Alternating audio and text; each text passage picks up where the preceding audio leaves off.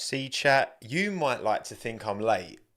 I like to think it's a self-imposed 90-second penalty. Welcome to the post-race Austrian Grand Prix 2023. Chinwag, roll intro. Hello everyone, thank you all for coming, thank you all for giving me your time. Welcome chat, how are we doing? Welcome to everyone who's watching and listening after the fact as well. My name's Tommo. Welcome Gooey, Drew, Ryan, Cam, Kerry, George, Not Yet, Lem, Chad, Carlos, Mark, Mr. Crin, Carl, James, Michael, Xavier, Marcel, Matthias, Dex, Keishav, Alex, Risha, King Reese, Ryan, Marta, CBM, Tulsi, Christopher, Nutterwort, Hardbolts, Mascorn, Oliver, Tub Talks, Aylor, Owen, Ben, Caroline Daly, Rev Z, Ben, Nicholas, Zephyr, Matt, Jess, Vincent, Senpai, Jack, Philip, Cam. Welcome everyone. Thank you all for coming. Thank you all for taking the time. It's a pleasure to be back on your screens talking live all about the Austrian Grand Prix. Oh, I'm standing. I always stand for these streams now. I'm standing. I've got some ice cold water. Because today is an exciting day. It's been an exciting weekend as well.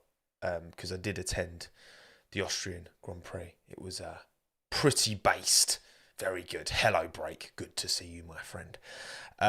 Yes, it was good. It was fun. I was in Austria Friday for practice and qualifying. Saturday as well for sprint quali and the sprint shootout. Flew home Sunday morning to make it back into London for the last lap to cover the race. And subscribe to the last lap, by the way. There is a link in the description if you haven't already. The live watch along show that we do for every single Grand Prix and podcast as well. Yes. I'm excited to talk about this one, man. I'm excited to talk about this one. It was good. You know what? It was actually tighter than I thought. That's a sentence out of context. Timing was tighter than I thought getting back. Our flight arrived at Heathrow about 10:30. And then by the time you get through security and then getting from Gatwick to our studio in East London, time was tight. But we got there in the end. We had about 20 minutes to spare. Me and Aldas went at the weekend. And yeah, let's get into it. Let's talk about it. But first, before we talk about it, don't forget audio only this stream, which I have not recorded. I'm so annoying. I forget in OBS sometimes to click start recording before, and I've forgotten this time, but I will download it after the fact and then upload it audio only. You can listen to this audio only after the fact if you can't be asked to look at my face or you need to go somewhere and do something else. It will be on Spotify, Apple Podcasts by the middle of today. So I do that after. And thank you to everyone who's listening. Ear only people. Give us a 5-star rating. Go on, you know you want to. Right, okay. Race rating. Out of 10, chat, can we get some suggestions? What you're thinking in terms of a race rating out of 10? Again, it's race weekend event. You know, I'm talking about the weekend, right? We have to take into account Saturday, take into account the full thing, right? Because I think this poll will be quite easy to set up. So, race weekend out of 10. I think I need to be a bit more prescriptive. So, I'm going to do 9 or more as the top option. Then 8, 7, 6 or less. So what we given this race weekend? Again, we always do, for my bangers and clangers, it's over the weekend. So don't forget about Saturday. Obviously, most points are rewarded on the Sunday. So that is where the focus of, someone has a terrible Friday, a terrible Saturday, but an amazing Sunday, then that does pretty much make up for it. But yeah, what we saying? Because again, it was a sprint weekend. different format. Again, having gone and only having gone for the Friday, Saturday, I felt like I got the full experience for sure. I didn't feel like I missed out at all. If anything, this is my perfect way of doing a weekend. I've said this many a time before. I do think going to the race on a Sunday, of course, mate, don't get me wrong, it's an incredible privilege to do it. If you can, I would save your money and go Friday, Saturday, if you can save a bit of money and not go on the Sunday, because Sunday is typically the most expensive. It depends on the Grand Prix, whether it's a 3-day pass or 1 day or whatever. On a sprint weekend in particular, if you can just go Friday, Saturday, just do that, save your money, and you get the full experience as far as I'm concerned. You get the full experience. It was a pleasure. And it's a fantastic venue as well, of course it is. Right, okay. Ooh, it's interesting. So we are getting 9% 6 or less, 27% giving this a 7, 51% giving it an 8, and 12% giving it a 9 or more. Well, for me, I agree. I have given it an 8 out of 10. This race, for me, right, this weekend, the only thing it lacked was that battle for the win. Max was comfortable, right? Okay, Saturday there was a little bit of Checo getting in there, and we'll talk about that. But other than that, Charles kind of was about at the start of the race, but he didn't really mount a challenge that you felt could be sustained, and ultimately Max did kind of take off with it. He had a full pit stop in hand. He could pit for the softs and get fastest lap as well. Another, if it's more than a pit stop, if it's more than 20 seconds, the gap, you can call that a dominant performance. And I'm glad Red Bull let Max go for the fastest lap as well. That was the fun, the vibe thing to do. They did the vibe thing, right? It was good. 8 out of 10. It was a power move. You're right, Professor Z. It was a power move. And it was, yeah. I mean, to be fair, the team didn't want to do it, did they? The team were like, oh, no, we'd rather not risk it, like whatever. And obviously Max wanted to do it because obviously Max wants to push for every point. Also, at Austria, and we'll talk about this, it is literally at least 80% Max Verstappen fans at Austria. It's mad. It's so different to any other Grand Prix I've been to in that regard, right? Every other race I've been to, there's been such a mixture. But here it's so overwhelmingly Max. Max knows that this is a home race, right? As much as Zandvoort. So for him to pit for fastest lap at the end on the soft tyres, one last, cane it round the track to get fastest lap, to win the race as well in front of all the Dutch fans. You had to let him do it. You had to let him do it. Lord Uzik, thank you for the 100 CZK. Petition to rename the Austrian Grand Prix to Snitchin' and Bitchin' GP. Also saw loads of drivers complain about track limits. Just stick to the white lines, lads. Simple as. Yeah, I mean, look, when you're seeing how, to be fair, as a driver, right, when you're seeing how heavily track limits are being policed, and if you don't know, some of you might not actually know, the results have changed after the race, by the way. Some of the drivers have moved around. We'll get into it. But some of the drivers haven't finished where they actually finished in the race because loads of penalties have been applied after the fact, which is obviously a joke. Again, we will get into it. But if you know these things are being policed that strictly, then you're going to snitch. You're going to be on the radio being like, oh, he went 44 centimetres off of the track. That's actually quite a lot. Millimeters, billimeters, what's a billimeter? Not even a measurement. What are you talking about, idiot? But yeah, so the results did move around, and yeah, some drivers were very, very affected. Others not so much. There were, I believe, well, actually, so I know before the additional penalties were given after the race, I think it was Russell and Joe.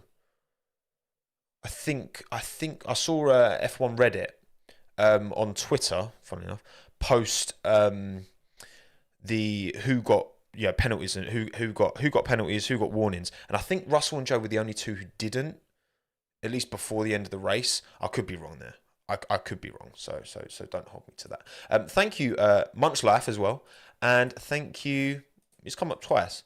But thank you, Munch Life, for becoming a friend of Tommo. I appreciate it. Thank you for joining the £2 a month gang. Lovely jubbly. But yes, 8 out of 10 for me. It was just great. Like, again, it had everything. We've said this before. The best a race can be without having a battle for the lead is an 8 out of 10, because you do need that. Of course, you care more about a scrap for P1 than you do for P18, right? Now, the scrapping for P18 was entertaining, and we had plenty of it, right? Even, like, obviously on the Saturday with the wet conditions, best sprint race bar none. I was so grateful to, like, see that live. It was so sick. I was sat at the top of turn 3, had a fantastic view of the max squeeze on Checo, and a bit of a view of the rundown as well, actually, when Checo squeezed Max on the grass. That was great. And part of me was like, oh, okay, was it great just because of the conditions? The weather was a bit mixed up. But in the dry conditions on Sunday, man, so many quality scraps. Checo and Carlos as well. Whew, that one was a banger. Yeah, just great battling throughout. It had everything for me, apart from that battle at the front. Otherwise, it ticked all the boxes. Top tier, absolute top tier. Oliver, thank you for the 249. Drivers agreed to break the rules turn 10 to end limits -24. I'm not sure what that means. Drivers agreed to break rules turn 10. So turn 10 was where a lot of them were extending, turn 9 and 10. That's where the track limits were becoming a bit of an issue. Wasn't it 1,200 instances they had to look back at? 1,200 instances.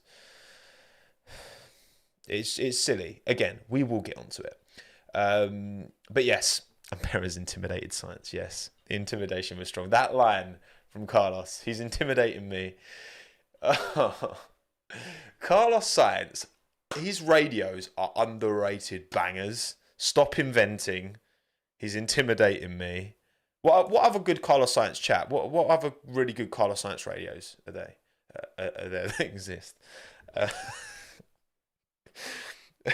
actually when I saw, hang on, I retweeted it. Let me show you. When I saw this picture, right? This picture. Hang on, zoom. Go on, get into focus. This picture of Carlos Sainz. I love this picture so much. Smooth operator, yeah, true. I forgot about that most obvious. That picture of Carlos Sainz. Oh my god. I literally I think I'm gonna cry. Oh my god, it's honestly so good. Debris. Did I send it? Oh yeah. I sent it, or did I send it? Carlos Sainz radio. I think he's my favourite on the radio, Carlos Sainz. He's too good, man. He's too good. You know what? He's one of them drivers. I think now I'm starting to just, like, I've always liked Carlos, but I think now, I don't know. He's feel like he's becoming one of my, like, you know, I've got my favourites. I've got obviously Albon, number one. I've got, you know, Ocon's right up there as well. Yuki's right up there. Lando, and Carlos is kind of making his way into that now. He's just quality. He's just that man just seems just top tier. Love it. But yeah, 8 out of 10. Thank you very much, Red Bull Ring. Quality event, and yeah, the racing went down an absolute treat. So, thank you, Max, by the way, for joining Friends of Tommo as well. Appreciate it. Thank you very much, Max. Right, cool. So let's have a little reflect on the race results, shall we? Round 10 of 22. Max Verstappen wins the race, fastest lap as well, ahead of Charles Leclerc. Sergio Perez rounds out the podium. Lando Norris P4, not Carlos Sainz. He falls down to P6, having been given a 10-second penalty after the fact. So again, this is why I posted this, because this is Carlos's reaction to finding out that he's dropped from P4 to P6. So I think it's really funny. But I'm sorry, audio only listeners. Go onto my Twitter and you'll find it. The Carlos. I love that picture so much. I love it so. Oh my god! No, no, no. There's another picture I've got to show you. Katie Fairman tweeted it, and it's the God. So you had the if you saw before the race there, blokes with jetpacks flying around, and one of them fell, and then it cut to Oscar Pierre. I can't even. I literally, right. Last night I saw these two pictures and I thought it was just maybe because I was really tired. I was just getting the giggles about it, but just, just look at Oscar. Look at it. Look, look at it.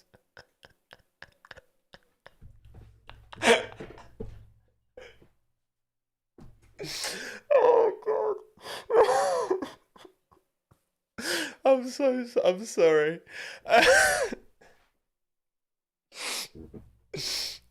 Those two pictures, man. Oh my god, it's something about it. I'm actually crying. Oh, it's too much.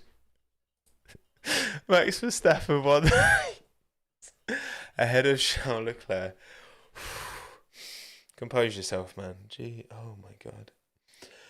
Compose yourself. Right, cool. Science fell down to P6. Russell Hamilton, not good weekend for the Mercedes boys. Hamilton got a penalty, finished ahead of Russell, but they got switched because I think Hamilton also got 10 seconds.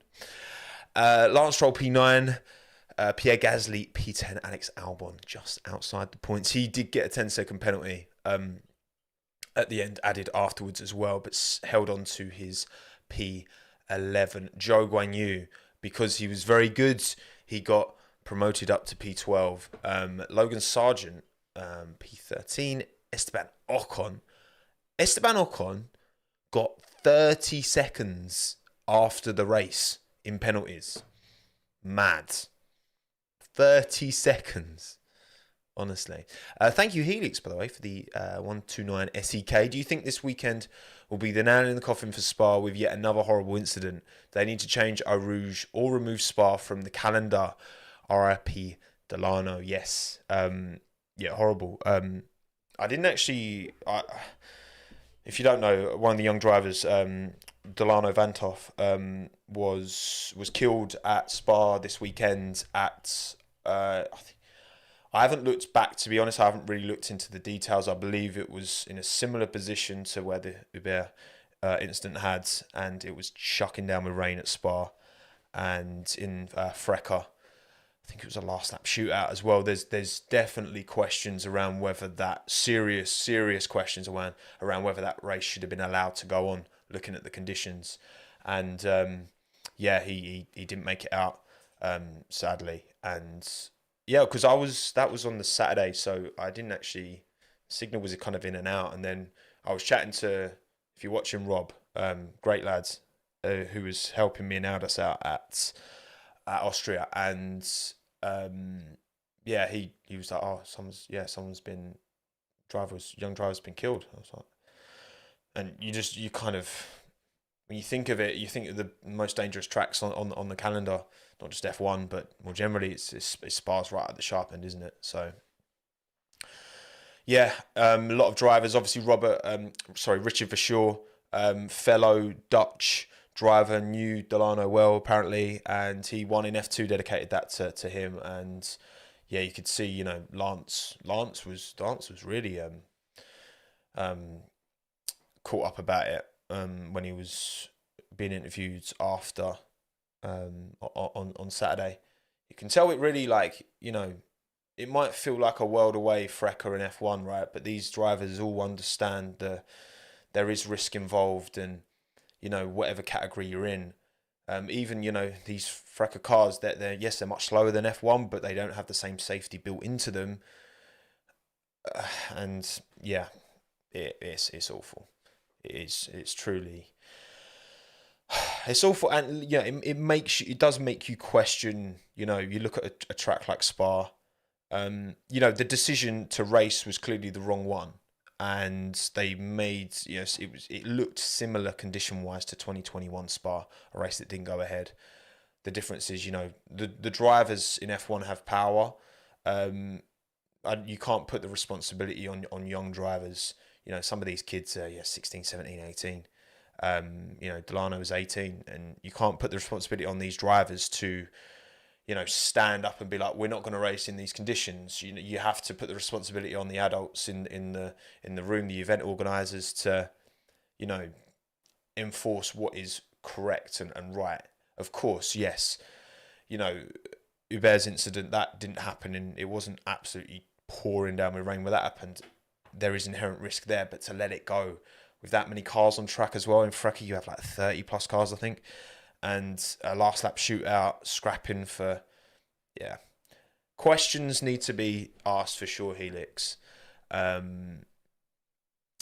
Spa is a track with amazing history, has produced some amazing, incredible moments, but there's a line where we have to you have to accept a degree of the risk in motorsport, but when one particular part of one particular track so often produces like arguably the most dangerous types of accidents, where even with the changes you can hit a wall and bounce back onto a racing line and whatever, like, questions need to be asked for sure. So rounding out, Bottas P15, not a great weekend for Alfa Romeo again, unfortunately. Piastri P16, not very good in the other McLaren, but he didn't have the upgrade, so I think that accounts for a lot of it. And then, De Vries, Magnussen, Tsunoda, Hulkenberg did not finish the race. Fantastic result on the Saturday, got his 2 points in the bag, but was not, 3 points in the bag, wasn't it? Because he finished P6.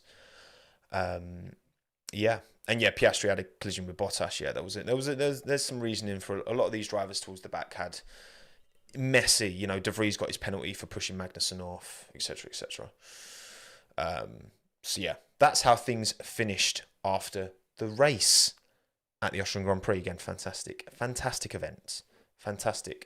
Right, driver standings. This is where we stand now with all of the. Well, I'm assuming these are right because I took these from the official F1 website, so I'm guessing that they updated the points in line with. I think these are good, but whatever, we'll see.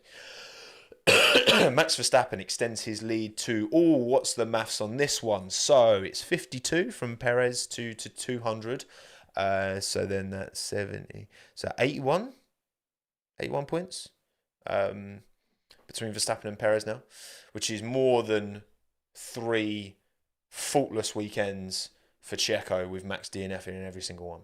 And he still wouldn't have caught him. So, Max is in his cruise control now. He can just cruise the rest of the season. It's a powerful position for Red Bull to be in right now. Because again, I'll briefly reflect on the constructor standings. They've got comfortably over double the amount of the points of Mercedes. Comfortably over double. So, it's looking good. Big movers, though. Hulkenberg jumps up with the 3 points he scored into P12, knocks Alex down to P13. Damn you, Nico.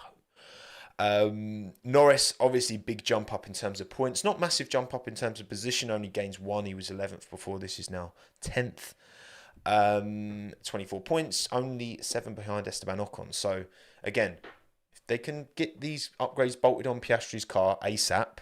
I know that McLaren have got a plan in terms of, more upgrades for Silverstone and then more upgrades again for Hungary, and then they'll have their full B-spec car. Guess we'll see. Leclerc gets level 1 points with Russell, but goes ahead, I guess, through highest finishing position. Otherwise, no big movers. Perez does extend his gap now to Alonso. Checo needed these points on the board. That is now 17 between Fernando and Checo. Right. Driver standings, Bosch. Constructor standings, like I say, another Bosch. What's the mistake I've made on this graphic, chat? Because of course I've made a mistake on a graphic. Of course. It's so subtle, I'm not even going to bother updating though. The numbers are correct. Red Bull 377, Mercedes 178, Aston Martin 175. Yes, indeed. I Haas gained position. They move up to P7 with those 3 points ahead of Alfa Romeo. But I forgot to change the colours. To be fair, the Haas has red in it and the Alfa Romeo has white in it. So no, it doesn't this year, does it? It's just black and red. Never mind. It happens, right? So yeah, that's where the driver standings sit as of right now. Shall we have a little talk? Wait, what? Oh, sorry, I'm getting confused. Ignore me. Right, so bangers and clangers time. Bangers and clangers. I did put a poll. It was pinned to the top of this video. It still is pinned, but you can't do the poll anymore because the poll's finished. Bangers and clangers for the 2023 Austrian Grand Prix. Again, weekend bangers and clangers, so you have to take it all into account, but obviously more weight should be put on Sunday, what they do on Sunday.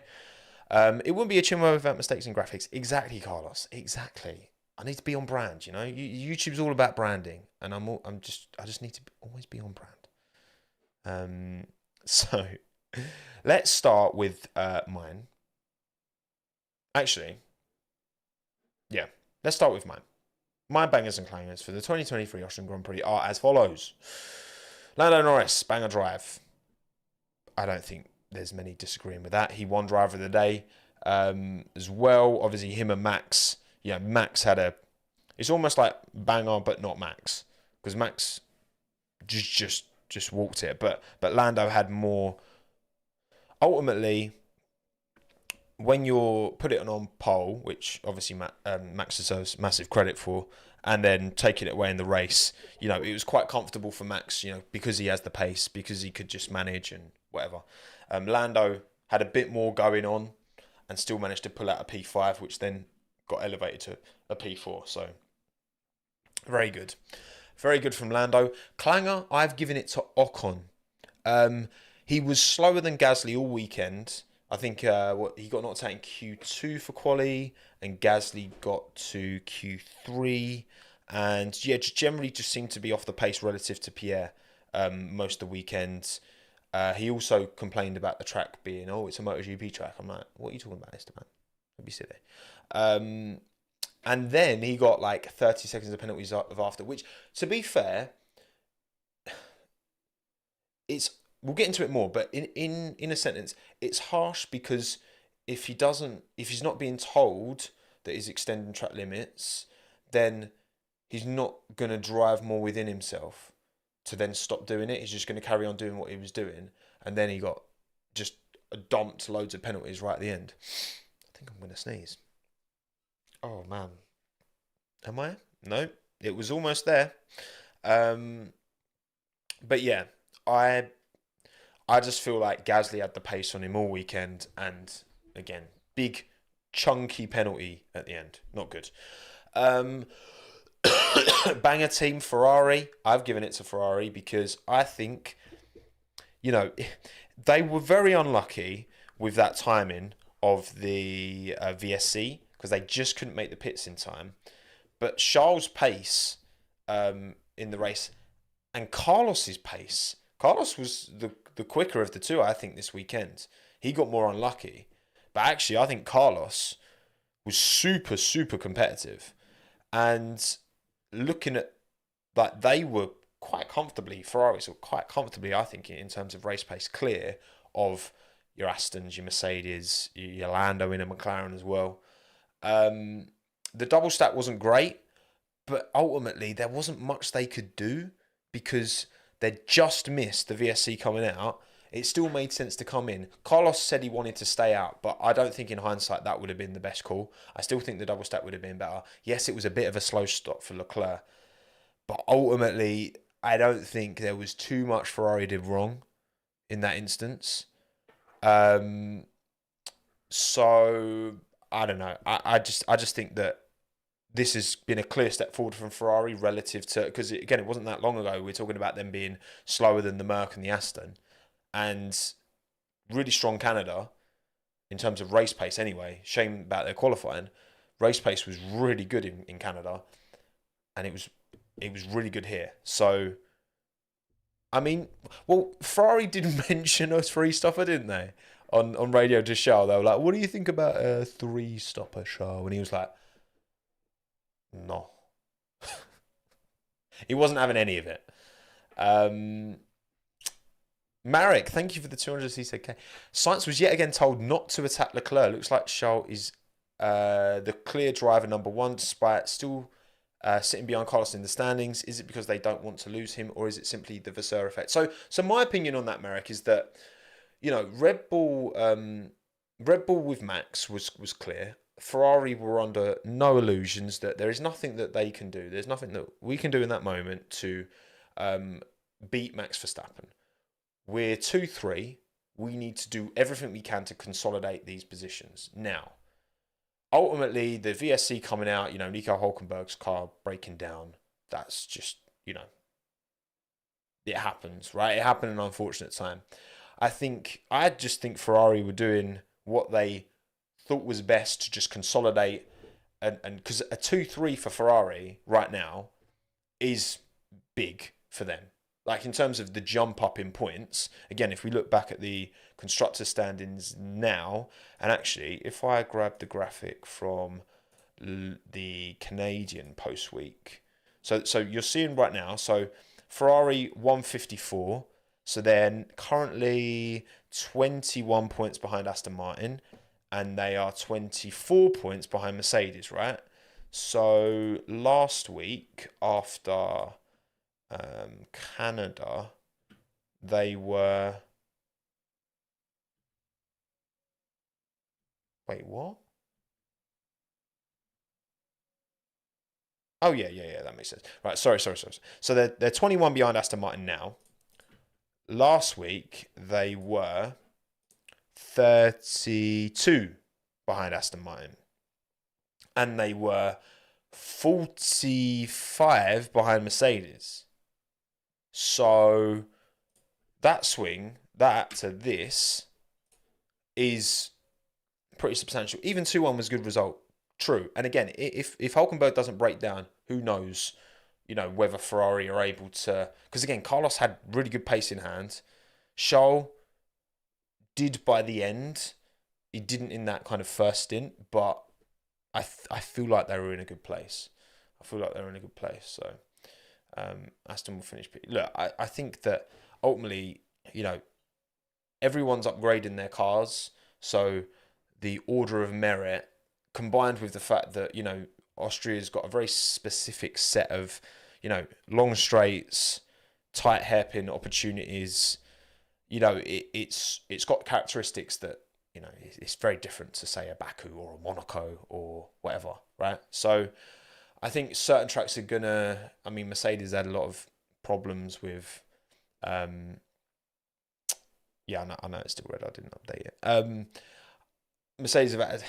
It wasn't a good weekend for Mercedes as well either, even though Lewis did quite well in qualifying, and he quite enjoyed the sprint race. But there you go. Anyway, right. Sorry. I digress. Clanger team.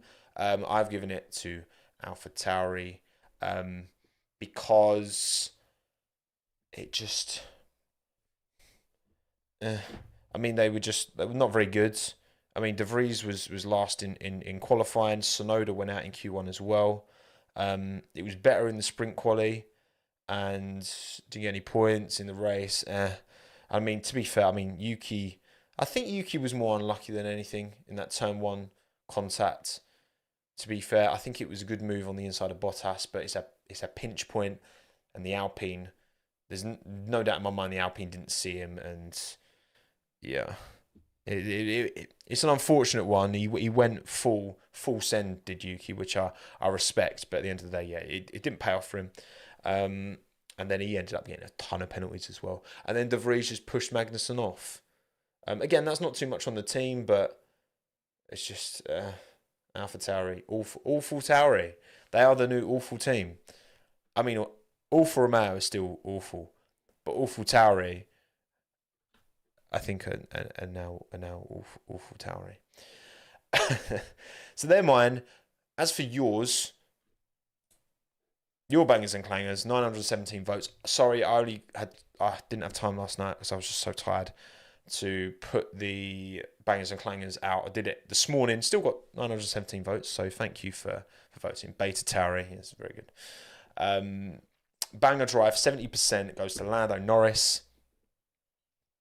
10% Carlos Sainz, 6% Max Verstappen, which is like, it should be more than that. But obviously, when Max is doing such a good job at the front, again, he's not going to get the plaudits he necessarily deserves because it's just so inevitable, you know. De Vries, 5%, interesting. I mean, he's also in Clanger percentage, 9% of the vote he got for Clanger. So there you go. 27% Ocon, though, you agree with me. 24% Hamilton. I actually, to be fair, I should have checked this. Because Hamilton was complaining of and I'm sure the team mentioned, didn't they, an issue with his brakes. So is that been confirmed, chat? It's easiest for me to just ask you guys. People slept on Checo. I mean, it's 15th to 3rd is a very good recovery drive from Checo. Checo's pace wasn't the issue at all this weekend. This is the kind of driving through the field that he should be doing when this kind of thing happens. The thing is, this kind of thing shouldn't be happening in the first place, i.e. him getting all 3 of his laps deleted, or 3 out of however many he did. 3 out of 4, wasn't it? He got deleted because obviously got out of Q1 in qualifying. Just down the white lines. Shouldn't have ever been 15th. Yeah, and that's the thing, right? If you're taking into account the whole weekend, yes, it was a very impressive drive to come through the field, but it was his fault he was there in the first place. So, you know, it kind of goes both ways.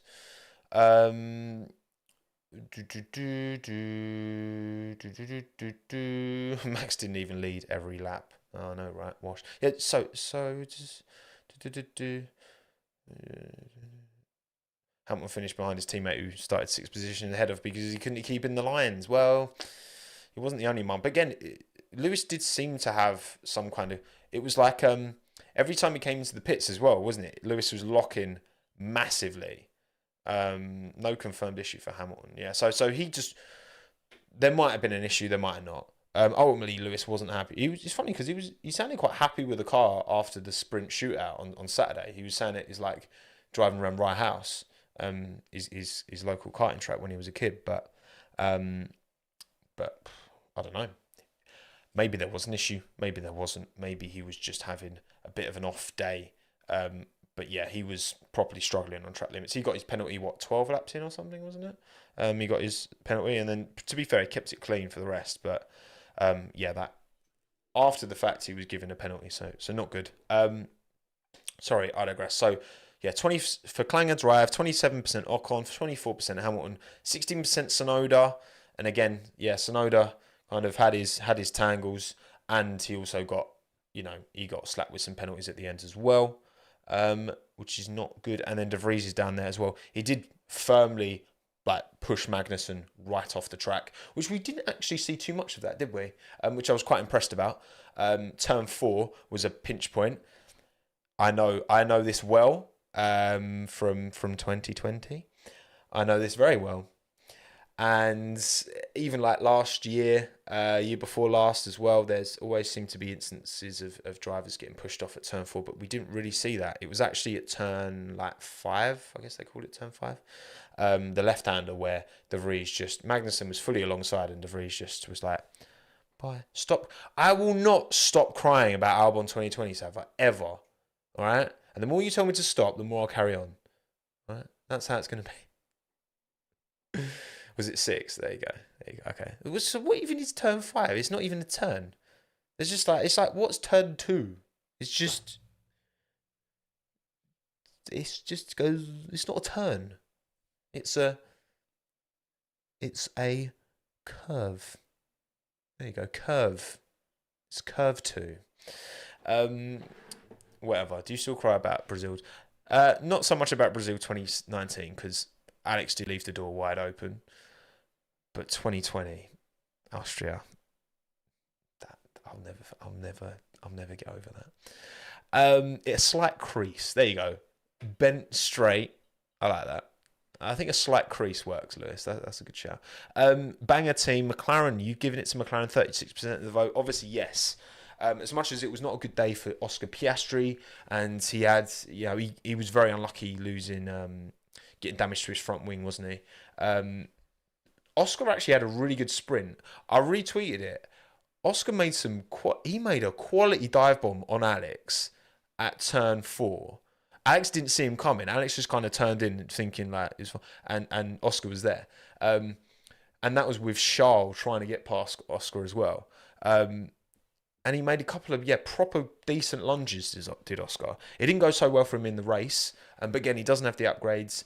And judging off the pace differential between the two of them so far this season, I believe these upgrades have added about half a second around Austria as well, which is not a long track. So half a second's a lot of time. Judging off again, it's impossible to say for sure, but it seems to be like Lando had about half a second on top of the gap he already has to Oscar. So yes, banger team McLaren, I can endorse that take because the upgrades, did seem to make a positive difference. 32% Red Bull, fair. Of course, Max in that Red Bull, unreal. 29% Ferrari, again, credit where it's due. And 2% Williams. Albon P11, Sargent P13. Well done, Logan Sargent. I was hoping Sargent might get a little mention in Banger Drive. He didn't. De Vries did for some reason. But Logan Sargent, well done. He felt quite happy after the race, P13. Again, qualifying is a bit of an issue now for him. He needs to get that ultimate confidence to be able to extract those lap times more consistently because he has, on occasion, he has done it. He has extracted really good lap time. He just needs to get a bit more confidence in that car so that he can do it, more consistently. And he's got the upgrades now, Hamza. Yes, that is a good point. That is a very good point. I had forgotten about that. Yes, now Logan has the upgrades that Alex had. So, yes, well done, Logan. Clanger team, you've given it to Mercedes. Yeah, this track just obviously just doesn't seem to work for their package. I mean, him and Lewis and George were both, just not really like when Lando was putting pressure on Charles. Again, like I'm just thinking of the sprint where I was kind of sat at turn 3 because it's really interesting at turn 3 how the Ferraris were taking a really tight line. Lando and Fernando were always taking a wider line around turn 3. And I remember in the sprint shootout, you had the two Mercedes behind, but they weren't really putting much of a challenge in. They weren't really getting the opportunity that Lando was proper harrying Leclerc along. But just didn't seem to work for their car, for their philosophy, did Austria. But we'll see. Silverstone's a very different challenge. So maybe it'll be something else. 24% AlphaTauri. Awful Tauri. 20% Haas. I mean, the thing is, Hulkenberg got P6, and that Haas was like in qualifying. He was 0.6 off of Max in Q3, I believe. Hulkenberg, 0.6. It's like it's not loads. 1 lap pace is so different to race pace. That's just. We saw that more than ever, right? If this was a 1 lap qualifying championship, it would be still Max leading, don't get me wrong, but the closeness would be much better. Actually, I'm pretty sure Peter Brook had a little. Actually, let me see if I can just find it in the back end while I'm talking, because Pete was putting together a little qualifying championship, which is interesting.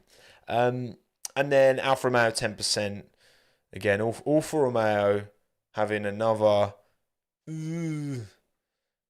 bit of a stinky one. I did see Bottas. He rode past me on his bike, and I was like, "Oh, Valtteri," and he gave me a little, just a very finished like, one of them. So that was fun. I'm just trying to see if I can find Pete's qualifying championship Twitter thread. There we go. I found it. This is updated. This is before Austria. We'll look at that in a bit. But I've got it ready on the back end, ready and prepared. I also want to compare our predictions that we did on Thursday to the reality, because I think I've done quite well here. So your predictions were Max win, got that correct. Lando banger drive, you got that correct. Checo clanger, very wrong. Checo's, I mean, you got the, I guess, it's a clanger. Obviously, qualifying was a clanger. But the recovery was good. So there were worse drives out there for sure. Banger team Mercedes, you got that completely wrong. And clanger team Alpha Tauri, yeah, fair enough. My predictions going into this weekend were Verstappen win, correct. Norris banger, correct. De Vries clanger. I mean, it wasn't a good race. Again, he got a penalty for pushing someone off, which I don't think we saw anyone else get a penalty for that. It wasn't great either, so I'll maybe take half a point for that. Banger team McLaren, correct. Clanger team Alfa Romeo, correct. I mean, not correct. They were one of the worst teams, for sure. I did pretty well. I think I pretty much nailed that. You know what I mean? I'm taking the dub. But there we go. There's your bangers and clangers. That's what you can have some bangers and clangers. Right, okay. Oh, actually, before we move on, I will actually show Pete's little Twitter thread. Follow at Brook_F1 if you want some lovely insight. Pete's got a fantastic YouTube channel. 2023 qualifying championship. This was before this weekend, because he posted this on June 30th. So he posted this on Friday. So Verstappen ahead of Sainz, and then Alonso, Leclerc, only split by 3 points, them three. Then Checo, P5, Lewis, George, Lando, Esteban, Lance, Pierre, Hulkenberg, 28 points, Hulkenberg, Magnussen, 12, Tsunoda, 6, Albon, 6, Piastri, 6, Bottas, 1, and then Joe, De Vries, and Sargent, nil points. It's interesting. Very interesting. It's Joe, so Joe's not got to Q3 yet, as he Bottas has, but Joe hasn't. So, yeah. Go follow Pete. Pete's a good guy. Right. Okay. Cool. Teams. Let's start with Williams, and then work our way back up to Red Bull, shall we? I think that's a good shout. Thank you, Sava, for the 500 RSD, by the way. Hope you had a nice weekend. Which race is next for you? Stop crying about. My next race is Silverstone. I am going on Friday and Saturday. I'm doing another Friday-Saturday job at Silverstone. So that's going to be fun. I'm looking forward to that. Now show us your F1 fantasy. You know what, Max? I'm not showing F1 fantasy because I forgot again. And so I either need to get actually into the habit of doing it, or I'm just going to cut it, because it's just I'm obviously just not invested enough. So maybe after Silverstone, maybe next stream I'll bring back fantasy, but we're not doing fantasy this week. I'm sorry, I apologise. Oh, actually, you know what? No. Right. We're gonna go back to main screen. No intro. Let's briefly talk about this track limit situation, right? Because it is a bit farcical. So, to clarify what happened, you were getting penalties left, right, and centre. Mainly turn 9, turn 10. People going wide. People going over the white line. And look, in premise, right? I have no issue with the FIA, F1 enforcing a hard limit, white line. If you go over the white line fully with all 4 tyres, fully over, goal line technology like we get in football, like you have in tennis, where you've got the Hawkeye, right? It's a black and white rule. It's an in and out rule. If you go over, naughty, don't do it again. Three strikes, three naughties, then you get a black and white flag. If you do a 4th naughty, then 5-second penalty. I've got no issue with that. I'm like, these drivers crying about, oh, it's not fair.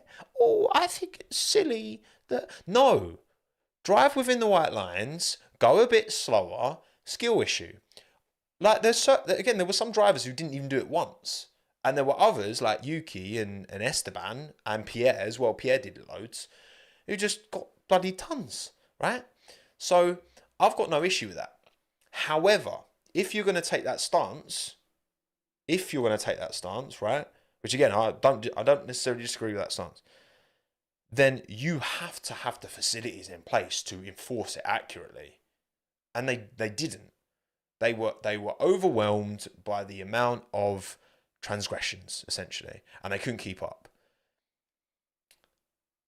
Like, how do you not just have an automated system? Like, these things exist. I'm pretty certain they have it at Brands Hatch, where it's like, they have a system in place where there's some kind of system that where the white line is, there is some kind of sensor that can determine. This technology exists. F1 is arguably the richest sport in the world. It's certainly up there. Maybe not up with, with like American football and NBA and all that, because America's a different breed, right? You Americans and your sport is like, there's mad money in that, right? But F1, in terms of a global sport, it's the most expensive in the world. There's no way that they could not, if they wanted to, invest in the technology to enforce that. And, Red Bull Ring's owned by Red Bull. If you're going to take that stance, make sure you can enforce it properly, and it's not manual reviews and going over and finding out the actual result of a race, like, 3-4 hours after the finish. Like, come on, man. Like, that's silly. Like, Aston Martin appealed it. The FIA and F1 said they were already looking at it. It doesn't look good that it's taken a team enforcing. Now, maybe it didn't. Maybe they were already looking into it. But the fact that Aston Martin felt the need to lodge an appeal, and obviously it worked for Fernando. He gained a position, so it's an extra 2 points for Aston Martin. But, like, again, if you're going to have that hard fast rule, then cool. And I'm fine. I'm fine with loads of penalties being given out. I've not got an issue with that. Like, there's an argument for changing the track, and I think there's a fair and valid argument for that as well, right? But fundamentally, I don't have an issue with the track as it is, and just drive more within yourself. And you'll if you don't get these transgressions, you will benefit from it. And then maybe you've kept it super clean the whole race, and then on the last lap, someone in front of you is like 5.2 ahead, and they've got a penalty. You can then take liberties, take the piss a bit with the limits, get a couple of warnings, but you've banked them. You can be a bit strategic about it, and maybe you make up that time, and then maybe you finish ahead of them. But I do also think, and I'll put a little poll actually. So what would you choose? So change track.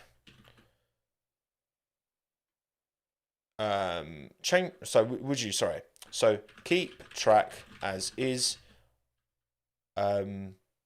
Accurate penalties. Accurate pens.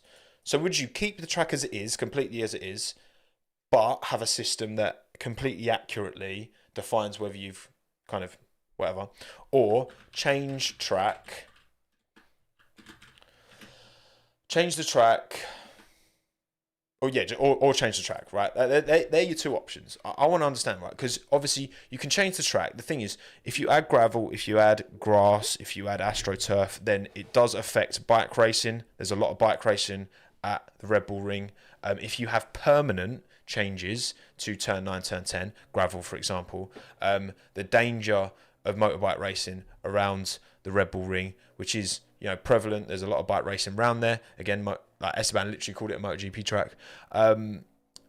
That is a valid, it's a valid thing. I do again think the richest motorsport in the world. You're not getting bike racing on the same weekend as the F1. So surely there is a removable solution, that can be implemented for the F1 and then removed for the for when the motorbikes come to town, right? Whether it's a patch of AstroTurf that, if you dip a wheel on the AstroTurf, you're not going, because the whole reason it needs to be enforced at turn 9-10 is if you go wide, you do genuinely gain an advantage because you open up the corner a bit more. Well, you carry more speed through 9, so that gives you an advantage if you go wide out of 9. But also with 10, you open it up more by being off track, and then you carry more speed through 10. So if you put AstroTurf there, it takes away the benefit to gain. So then you don't have to necessarily, it will enforce itself, because when the drivers do go wide, they'll get punished for it by, potentially spinning off, So that you can't tell me, I appreciate the bike argument. And I think it's important that a track, if you change one thing, if you change a sporting thing for the F1, but then it actually creates a safety hazard for, bike racing, then that's not the solution, right? Safety has to come as a priority in this instance, yeah? I get that. But surely there's a temporary solution of some kind, surely. I mean, I saw, I'll actually get, I think because Kroon Chandox talked about this quite a lot, and I'm going to get his, he's got a little tweet. Let me share Karoon's tweet. And actually, let's have a quick look at the poll actually before we do that. 69% of you, nice, have said keep track as is and have accurate penalties, versus 31% of you think there should be changes to the track. Yeah, you know what? For me, I almost find that part of having this really difficult, because it's a bit off. I think it's a bit off camber because you're kind of going downhill on that part of the track. Having this really challenging part of the track where the white line is really hard to keep within track limits. That's something that makes this track unique somewhat, right? Yes, obviously, if there was a wall there, Monaco has walls, so you can't extend and you get punished, right? And that's part of what makes Monaco unique. But this is almost part of what makes the Red Bull Ring unique, is that, there is the potential for loads of penalties if you can't keep within the lines. And it's part of the challenge, and it's part of what makes this event different, I guess, to a lot of the other ones. Because on a lot of other tracks, you do have grass and you do have gravel, which does enforce the track limit, because no one's going to willingly go there. If you make a mistake, you might go there. No one's going to willingly go there. And just having that, and having it right at the end of the lap as well, I actually, well, the more I think about it, the more I'm like, I actually kind of really like it as a thing. I like it as a, again, like Wall of Champions at the end of the Canadian Grand Prix lap. Having it right at the end, you've pushed all lap, and then it's this final little chicane where if you just go a little bit too wide, you're going to hit a wall. It punishes you so much more than having something like that at the start of the lap. Because if it's at the start of the lap, particularly in qualifying, you're just like, I'll bottled it. It's at the start of that, bottled it. I'll just slow down and then go again. Whereas again, it's right at the end of the lap. So that's anyone who's, amount of hours I used to pour into Forza Motorsport, and it was always the corner at the end that I was like, oh, no, I'm on a good lap. So, and this corner's a really difficult one. It's like the death chicane on Gran Turismo. Shout out, Steve. But yeah, 69% of you think that keep the track as is and have an accurate penalty system. And yeah, I think I'm inclined to agree. I think of the two, rather than having a removable temporary solution, I think, keep it as is and make sure there is an accurate system in place, because that system exists. Put it in F1. It's not so much of an issue at other tracks, but just put it at the Red Bull Ring on these certain corners that are obviously a nightmare. Do it. Do it.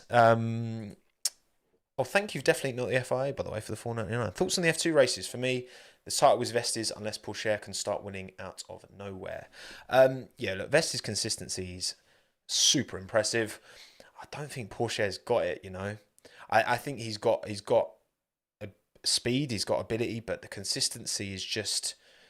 I think over the course of a whole year, I don't think Porsche's got it. I was saying last week, I think, you know, I don't think Vesti's going to win the most races necessarily, but I think Vesti's consistency is gonna keep him strong. I actually saw I only saw two drivers. I saw Bottas and I saw Fred on Saturday because at the end I was where the exit is at Austria. I was chatting to a couple of lads, and actually one of them is a big Vesti fan. He's Danish, and he was like, "Oh, Vesti's coming. Would you mind?" And so I took the picture of him with Fred Vesti. So that was pretty cool. But yeah, I think that obviously you know I prop Iwasa, and Iwasa had a great result. You know, do I trust Dams? I mean, Dams had a bit of a shocker this weekend, didn't they? So I don't know. I feel like Vesti, if I had to put money on it now, I would, not just because he's leading the championship. I mean, he's leading the championship for a reason, I suppose, you know.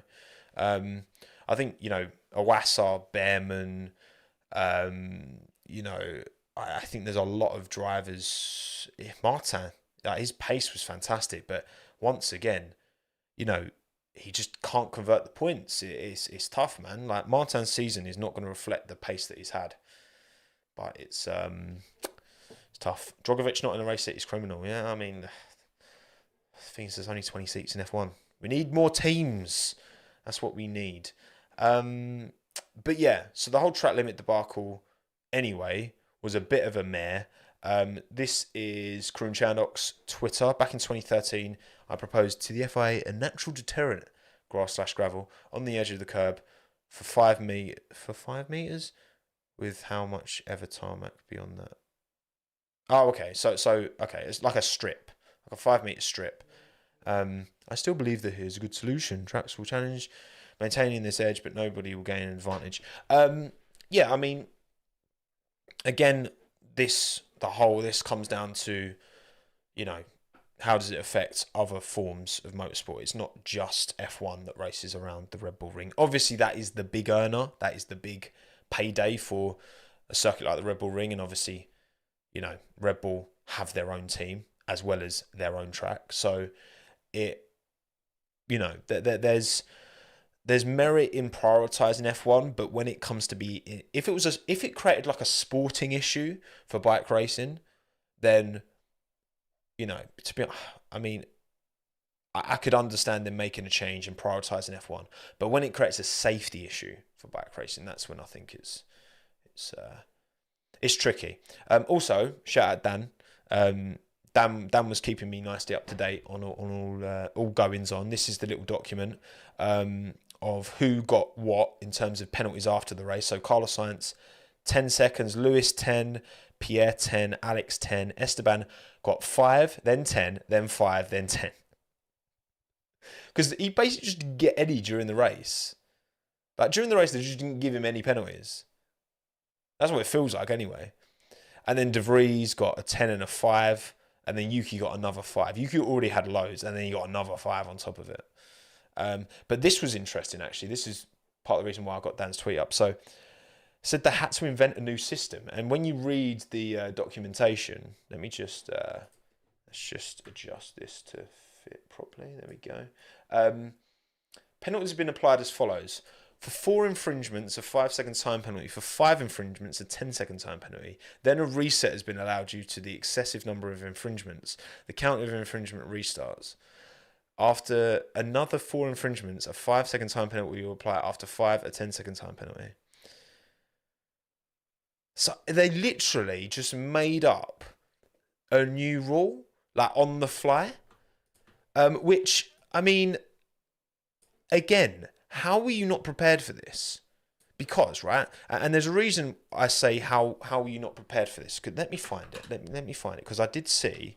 I should have bloody saved it, but there was an article. I think it was from Autosport. Let's see if I can find it. Basically saying that even before this race happened, here we go. Right, I've got it. It's cough, man. This cough's killing me. Right, let me go back to main screen just so it looks a bit smarter when I get this tweet prepared. So this is from Auto Sport, and it says F1 had advised the Red Bull Ring to install gravel traps to the final corners ahead of this year's Austrian Grand Prix to help avoid the track limits saga. So, you know, there was already an awareness that this was going to be an issue before the race, yet nothing was done. Shame. If you know you've not got the facility to enforce it, then you can't possibly enforce it like in such a harsh way, you know, because then it's not fair, and then you get this situation where it's all been being messed about after the fact. So, and the Red Bull Ring didn't do it. Well, that's the thing. It's you know, then it becomes a whole. You know, you got Red Bull Ring, you got F1, and you got the FIA, and it's kind of like you can make suggestions, but ultimately, is it down to the track? But then, you know, it's not enough of an issue for F1 to threaten to cancel the race because you've not installed these gravel traps. It's not enough to. Yeah, it becomes difficult, doesn't it? What about the F3? Yeah, to be fair, I actually I saw more of the F3 this weekend than I did the F2 in terms of when I was there on Friday, Saturday.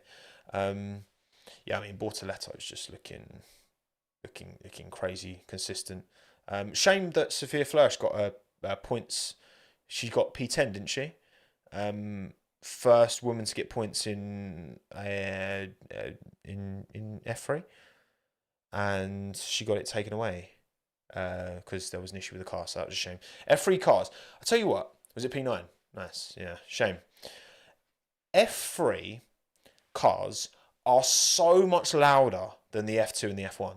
And you don't get that on the screen. But when you're there, they are so much louder.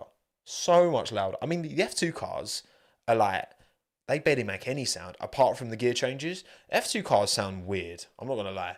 They sound very, very odd. F1's like the balance. F3 cars, they sound all right. They're so loud. And it's not like the nicest engine note. I do think of the three categories, F3, F2, F1, I think the F1 cars sound the best. The combination of the volume and the, you know, there's nice music. Like if you want to, I don't know, like if you want to hear Skrillex at, you know, 100 volume versus Sam Smith at 100 volume, then, you know, they're going to be different. Still no V10, of course, David. But again, that V10 was beautiful sound and really loud. That had both. F1 doesn't have the volume and the sounds. Oh, it's all right. I don't mind it's nice because obviously the engines sound different as well because you've got multiple different engine manufacturers. So that's quite cool. But yeah. Anyway, messy. But what can I say? That's F1 sometimes, isn't it? Right, let's quickly wrap through all the teams and then we'll knock this on the head because we've been going for an hour 10. So thank you all for listening. Actually, if you got to this point, if you're watching this after the fact on YouTube or you're watching this now live, and if you can comment underneath, which I believe you can, please comment the word. Oh, what should be the word?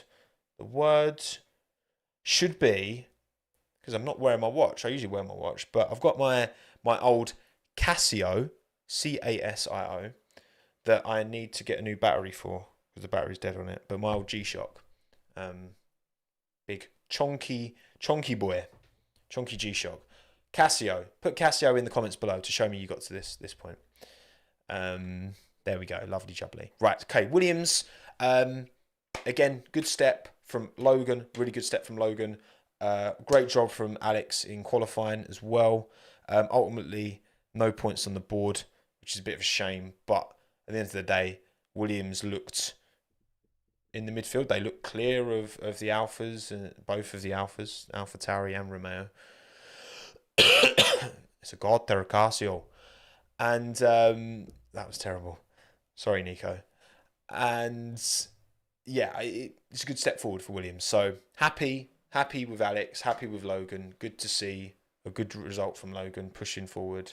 Lovely jubbly. Good straight line speed. Love to see it. Casio, yeah, they did. And then they had Casio Edifice, didn't they? Sponsoring Alpha Tauri / Toro Rosso. Right, cool. Next, Alpha Tauri.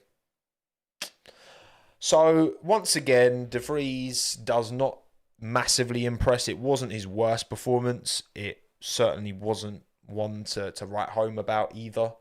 I think that Nick is on unstable ground right now. Obviously, there's been quite a lot of open discussion now since Helmut let the cat out of the bag that he's not.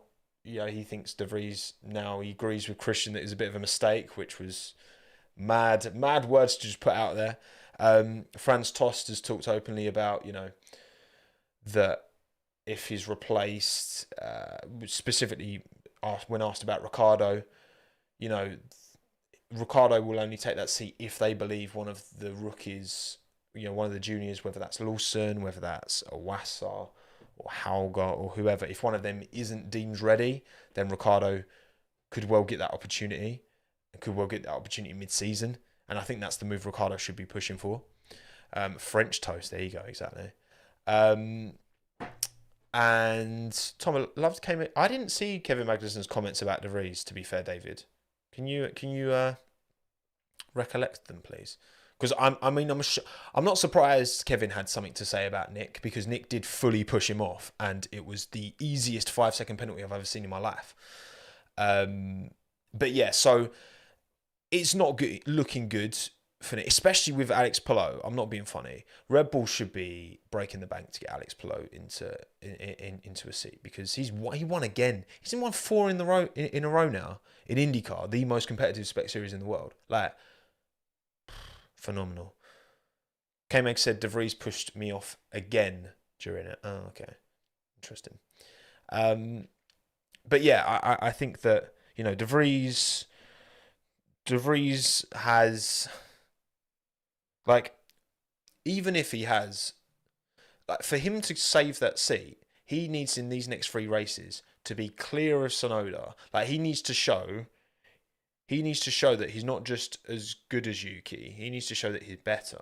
Like, because you can't forget how this season started. Even if he has a good few races, like, it's really not looking good. It's really not looking good for him. Yeah, maybe it is my obsession with drivers named Alex. Maybe. But yeah, Yuki, bit of a stinker ultimately with all the penalties.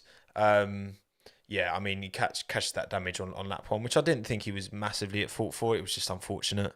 And then obviously goes wide. He's got damage to his front wing, so no wonder he when he slams on the brakes, he doesn't quite get the braking performance, because the front wing does do a job at generating that downforce to. I've just moved the table down. To help the brakes, right? So, and stop the fronts from locking up, right? So, yeah, it's a tricky one.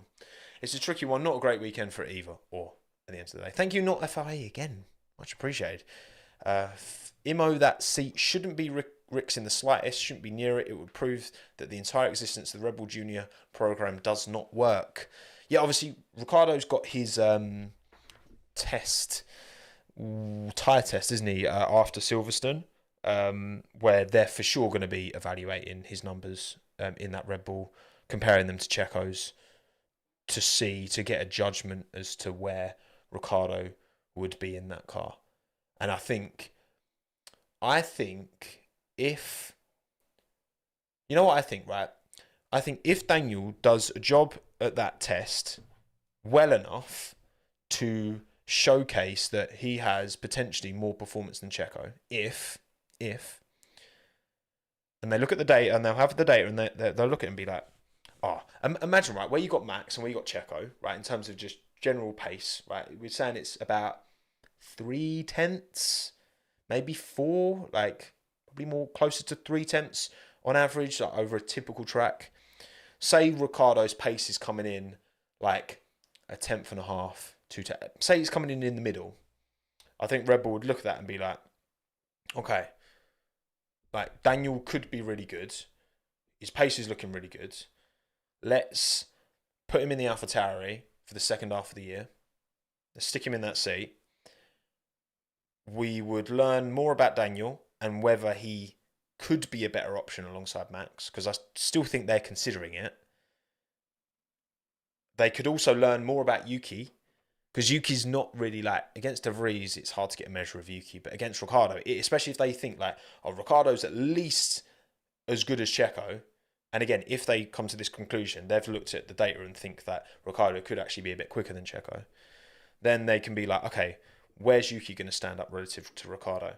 Because then if Yuki beats Ricciardo for the rest of the year in AlphaTauri, they might be like, wow, okay, we've got something serious on our hands here. He's like, we think Ricciardo's within a couple of attempts of Max and Yuki's beating him, then, or Yuki gets, beaten by Ricciardo, or they're about the same. You learn a bit more because you've got more of a known entity. I know obviously Daniel hurt his stock at McLaren, but at Red Bull he was fantastic. At Renault he was fantastic, and he's back at Red Bull in a team that know how to get the best out of him, in a car with characteristics that clearly work for him. So I think that makes...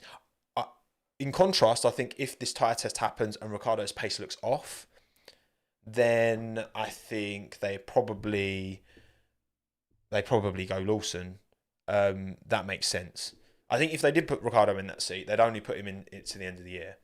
And then they either replace Checo with him, or they just then put Lawson in for 2024.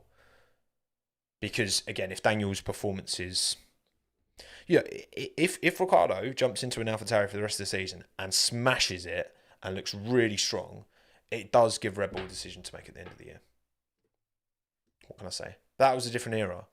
Yeah, but Charmander, I wouldn't say... 2018, a lot of the cars carry over, over different generations of car. Like the issues Daniel was having at McLaren, in the 22 McLaren and the 21 McLaren, were the same as the braking. And that's... Yes, cars change generation, but it's the team understanding.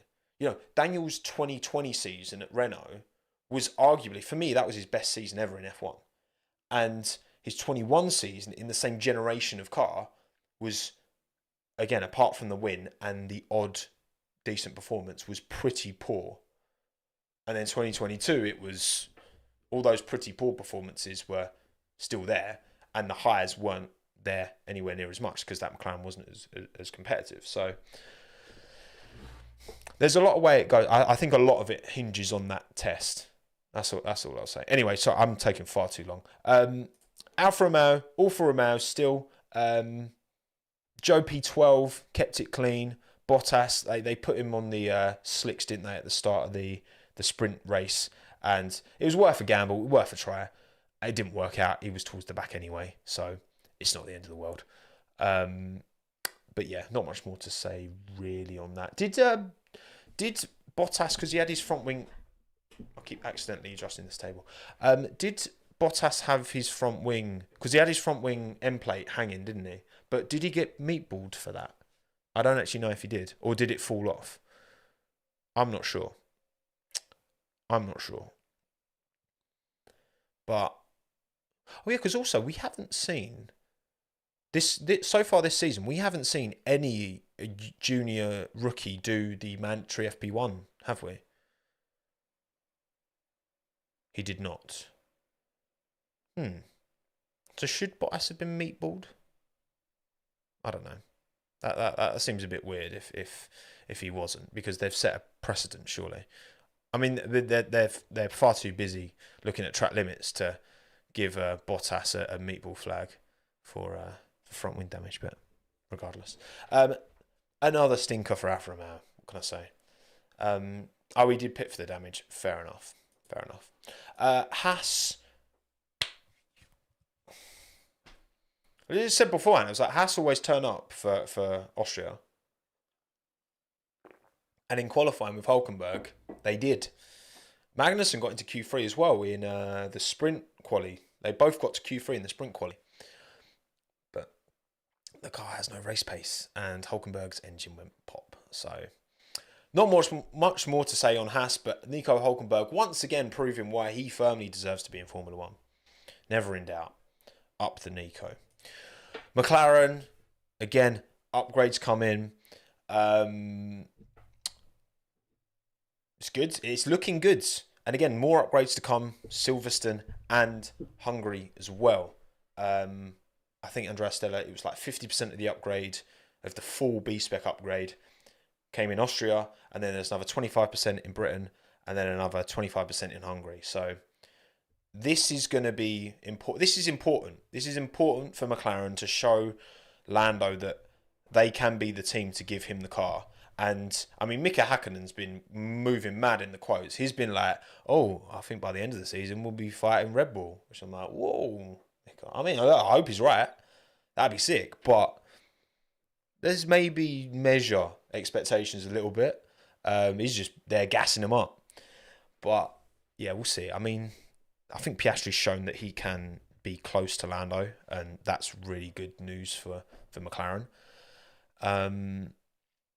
He said by Silverstone. No, he didn't. Surely not. That would be mad. I mean, look, he never retired, so maybe he thinks he's the missing piece. But yeah, looking good for McLaren. It's looking good. It's looking good. Alpine, a bit of a stinker, wasn't it? Not great. Esteban Ocon's helmet really stands out when you're watching in the stands, by the way. His bright red Spider-Man-esque. Spider-Man / Schumacher helmet design that he has. He just loves Spider-Man, doesn't he? Alpine, just another difficult weekend. Gasly looked pretty good, to be fair. It's good seeing Gasly get one over on Esteban. I think he was the stronger driver all weekend, in my opinion. Esteban, and obviously penalties for days. It's harsh on Esteban though, because again, if you're not being told at the time you're extending track limit, stop it, like loads of other drivers were, like Mercedes were telling Lewis, like McLaren. Remember that Will Joseph was like, I know you're gonna hate me, but stop extending on 9 and 10. But you know, you have to, and it ended up paying dividends for Lando. So big up Will. Alpine, on the other hand, were not communicating that to Esteban because I guess the FIA weren't communicating that to Alpine that he was extending. So, yeah, it's a bit unfortunate for Ocon. Ferrari, very good. Again, well done, Carlos. This is what I want to see more of this. I want to see him closer to Charles more often. And again, in race pace wise, he did seem to have the advantage. He was all over Charles at the start, and it would have been interesting to see if they had reverse positions. I mean, Carlos was like, at one stage he was like, oh, I want to have a go at Max. And I was like, you're not getting anywhere near Max, mate. Let's not play around here, Carlos. But they did look very, very close in race pace. So up the Van Moss. And well done, Charles P2. Very good. Very measured drive at the end of the day. So Sainz could have challenged Max. I don't agree. I think Carlos was good, but I don't think he would have challenged Max. No shot. Sainz gained on Leclerc after the Spanish upgrade. Let's take note of that. Yeah, there does seem to be a bit of a theory going around that the upgrades are moving the car more towards Carlos's lacking, but actually not benefiting performance. I think that's a stretch. I mean, look, both cars, Charles got P2. Like, both cars looked, it would have been a Checo P2, of course, if he hadn't have had the stinky qualifying. But I don't know, man. I think that's a stretch. I think just Carlos did a really good job. As did Charles. Both did a really good job. But I think Carlos's performance really stood out to me. I think Charles was the real deal for sure. Charles is the real deal, and I think Charles got the higher ceiling than Carlos. But I do think that Carlos is, on his day, Carlos is right up there with Charles for sure. Absolutely. I just think sometimes I do think, yeah, maybe they're prioritised, but I think in this instance they're just trying to consolidate a really good position. Mercedes unfortunately weren't quite so fortunate. Stinker, Lewis was very unhappy.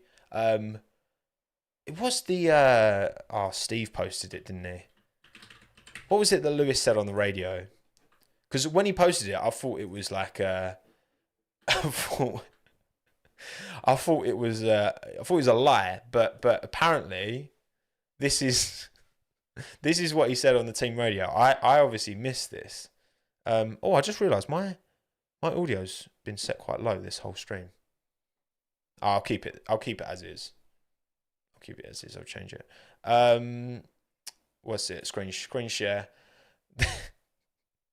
Guys, this.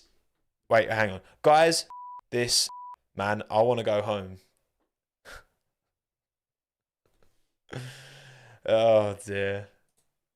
Lewis. He wears his heart on his sleeve, does Lewis? And well, did he say that? Because everyone in the comments says he actually did. Yeah. He did. Did he? Or is it fake? Is it fake? Have I fell for it? Is it fake? Because I'm not sure. It looks legit. To be fair, if this is a Photoshop, it's a really good Photoshop.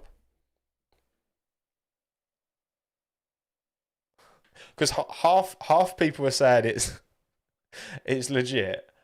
If it's fake, that's a really good Photoshop.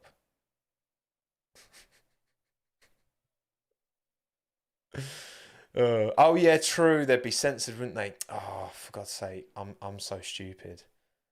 Yeah, it would be starred out. Now that is a really good Photoshop though. They've got like the dodgy they've got the bad kind of quality down to a T. They've done well with that. All right. So he didn't actually say that. I got baited. Okay.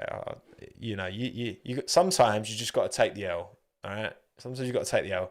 Lewis didn't say, guys, this man, I want to go home. He didn't say that, but he was also very. I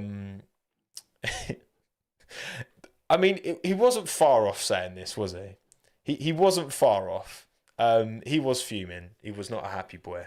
Was old Lewis? Bless him. The car was bad. Please drive. Oh, never mind. I mean, I think they'll be better in Silverstone. I think that suits Mercedes' characteristics a bit more. It's again low speed, high traction zones. Out of 3 and 4, you get punished if you don't have that, and that isn't Mercedes' strong suit. So, yeah, exactly. That's what he actually thought. That's what was actually going through his mind. Aston Martin as well. Look, they've not fallen off. Of course they haven't. I think Ferrari's upgrades have clearly improved their car. I think Mercedes' upgrades have clearly improved their car.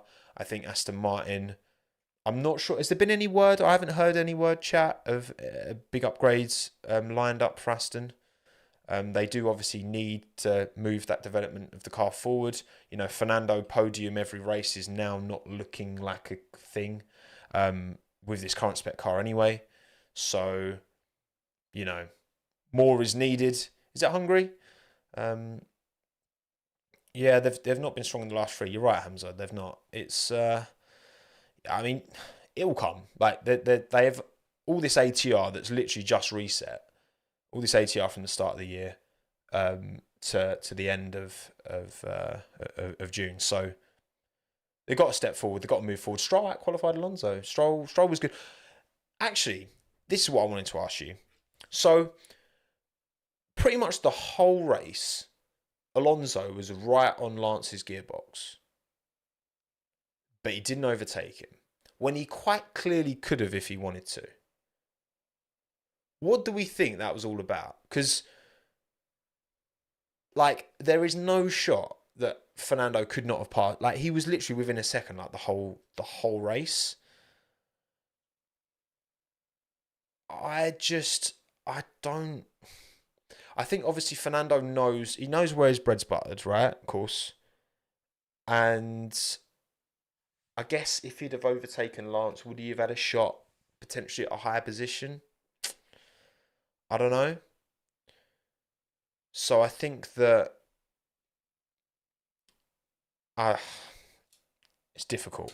I'm talking about the sprint. Sorry, to clarify, I'm talking about the sprint race. Um, so I don't know.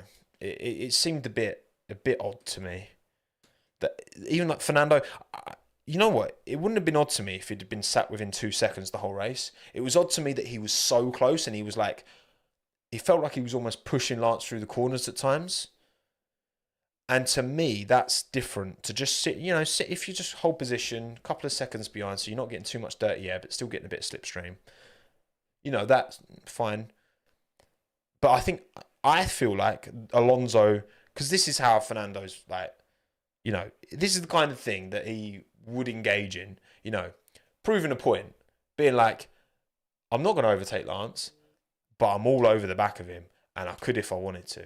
So, I think that sends a message that even though he's finishing behind Lance, he's asserting authority. Maybe that's Tim 4. I don't know. Maybe that's Tim 4. But I don't know. I know he's got nothing to prove to the rest of the world.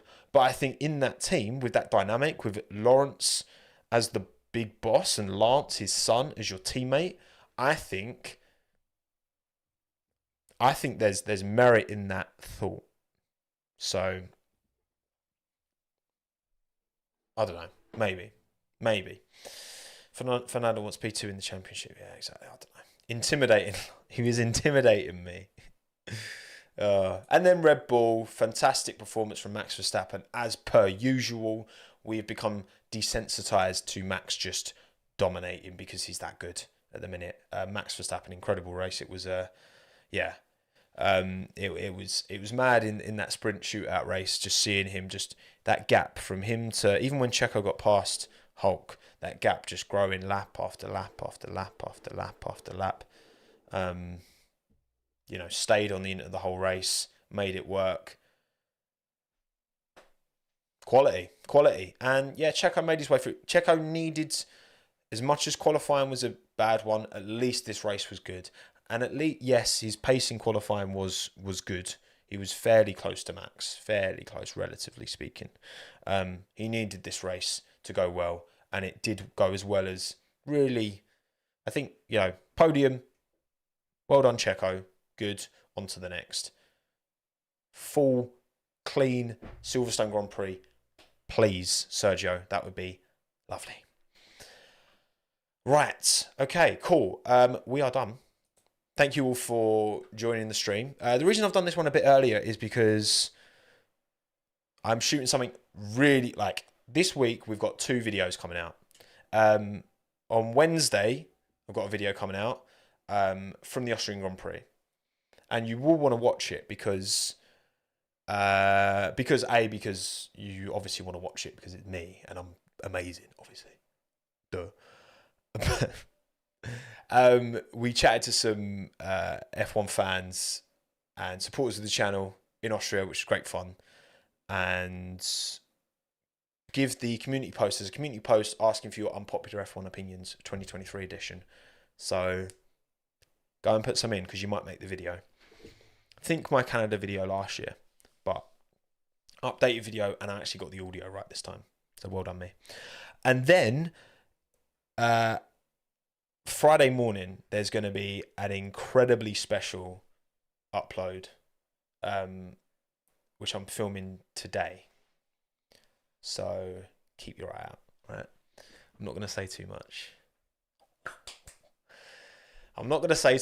But it's going to be good. It's going to be good. So yeah, I really need to go because I'm actually quite tight on time.